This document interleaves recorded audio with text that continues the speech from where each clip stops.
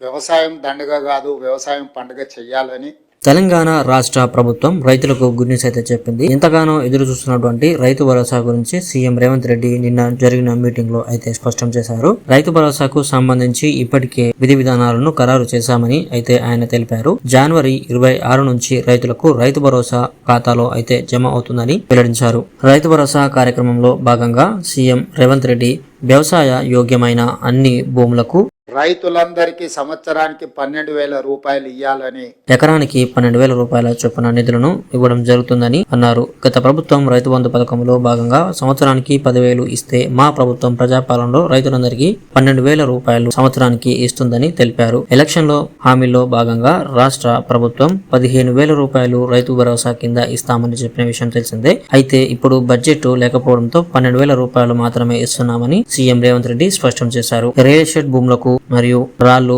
రప్పలు ఆల్రెడీ రైతుల దగ్గర నుంచి ప్రభుత్వం సేకరించినటువంటి భూములు ధరణి మరియు రెవెన్యూ విధుల్లో లోపాల వల్ల కొంతమందికి పట్టాలు ఇప్పటికీ అందుతూ ఉన్నాయి. కాబట్టి వాటిని దృష్టిలో పెట్టుకొని వారు పెద్ద మనసు చేసుకొని వాళ్ళ వివరాలు వాళ్లే ఇస్తే బాగుంటుందని సీఎం రేవంత్ రెడ్డి అన్నారు. వారికి కూడా రైతు భరోసాను ఎట్టి పరిస్థితుల్లో విడుదల చేయబోమని ఆయన తెలిపారు.